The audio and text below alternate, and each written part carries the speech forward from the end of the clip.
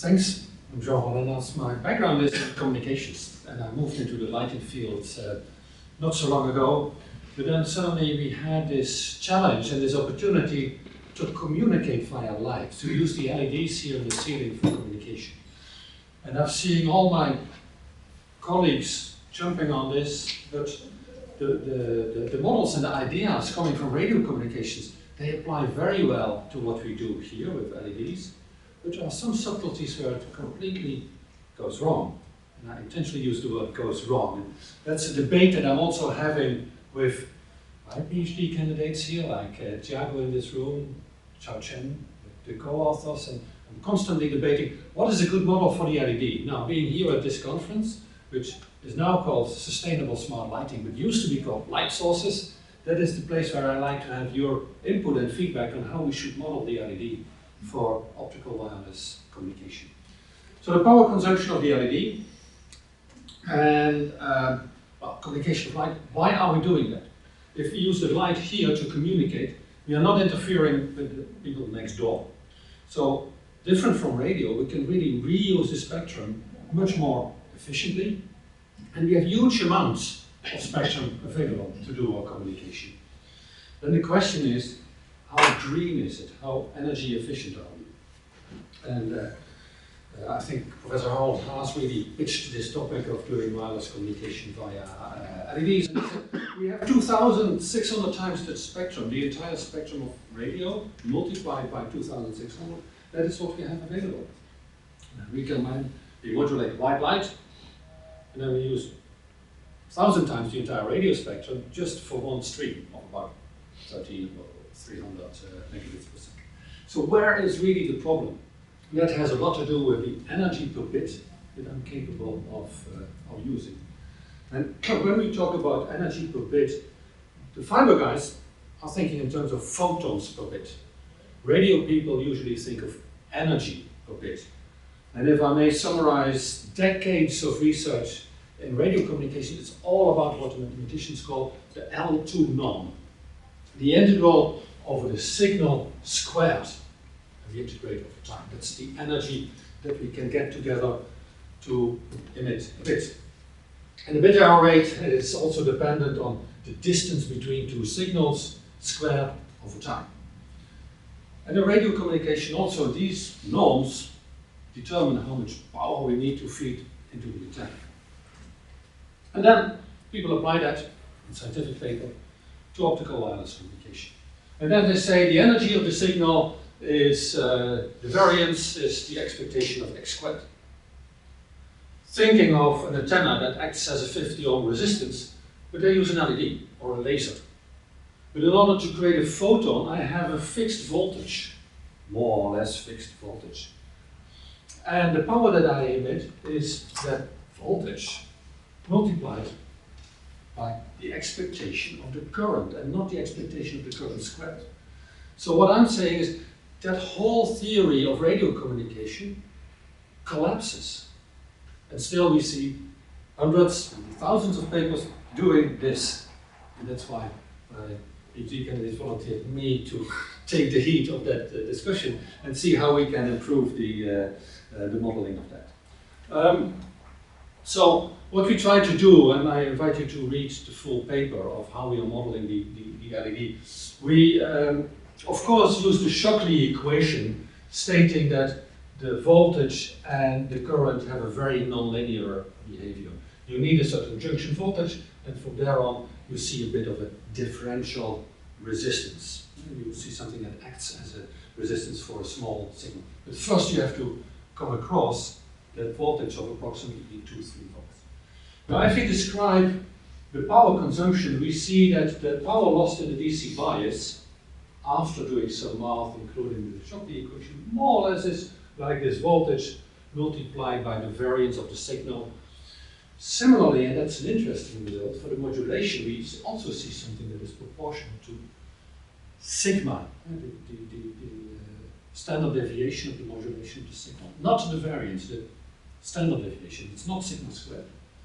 Whereas in this final term, where we basically say that in addition to the photonic effects of the LED happening somewhere in the junction, we also have a parasitic resistance. And if you just apply the parasitic resistance, we all get back the things that we would expect. So the parasitic losses indeed are the variance. The variance is then if you square multiplied by what I lose in the resistor, and I also lose something on the DC bias. So there the squares come back. But if you make better and better LEDs, and your community here may know how to make these LEDs better, this term is going away, and we basically have this constant voltage multiplied by the average current and variations of that. There are a bit of interesting details about what is happening to the modulation, where we see that dynamic resistance. But still, if we apply the effect that the DC bias is also a function of how far I modulate the signal, then again, we see that the dynamic resistance also depends on how much I need to swipe with the modulation. So putting that in a couple of curves, we see a very similar result here. We see that power consumption is linear with the current. We see straight lines. And only if you add something that you do not want and that our engineers are taking away, we see that squaring. Whereas people who are just borrowing from radio engineers forget about this part and say everything is quadratic. And in my opinion, it's not. So, we see a different world. And what does that mean for the performance of our communication systems?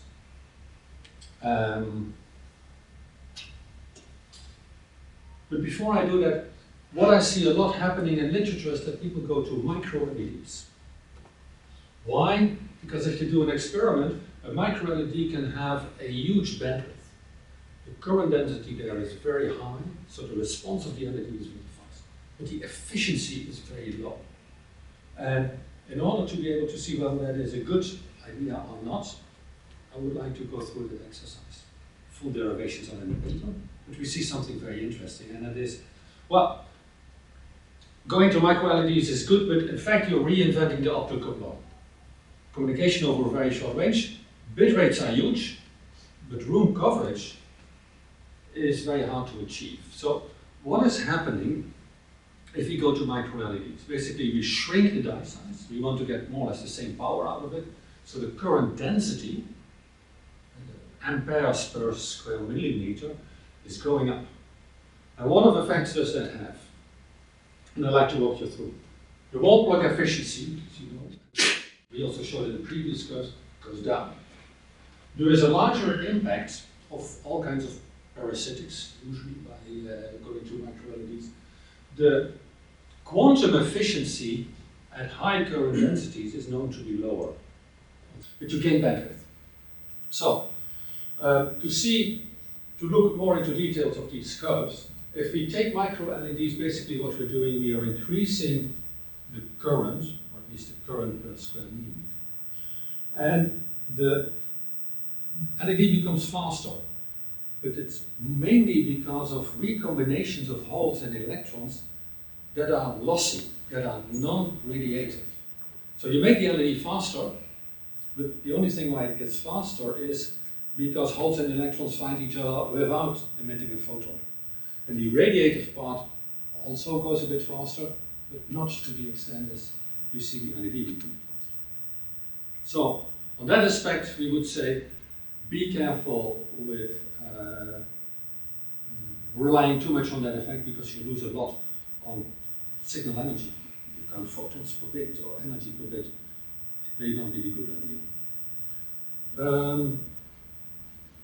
The quantum efficiency is also something that is less efficient. People know that if you go further into the droop, if you push the LEDs more to the limit, the efficiency will go down. So that's not really the effect that you want if you want to cover a full room. And then that's combining all these ideas together. If I'm taking into account that if I'm increasing the current density, go to micro LEDs, I gain in bandwidth. So basically this parameter zeta that plays a large role in the papers. How many of these LEDs am I putting in parallel? My reference is zeta is 1, I'm taking one LED. If I make zeta is 20, that is the black curve here, that is basically having 20 LEDs in parallel. And what does that? Well, it reduces the current density in each and every LED. Yet I get the same power out of it, but I load each of the LEDs lower. That's bad for the bandwidth. For the bandwidth, I should make this at a less than 1. That's basically cutting into the die and doing as if I have half an LED. So the same power with a higher current density. I gain in bandwidth.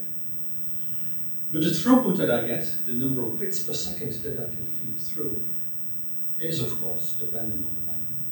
But it's also dependent on the signal to noise ratio, or the strength of the signal. So if I'm increasing current density, the quantum efficiency goes down, the wall plug efficiency goes down, and in the end, the interesting curve here is this one. What is happening to the throughput that I get if I really normalize the result?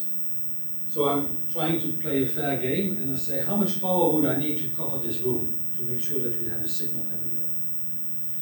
So then, basically, I'm calculating back how much power I need in every LED, and how I spread that over the entire area. And then I can calculate the path loss. The simple model there is, we throw photons into this room everywhere, and we just have 1 square centimeter where I capture the photons, and that is the signal that I'm trying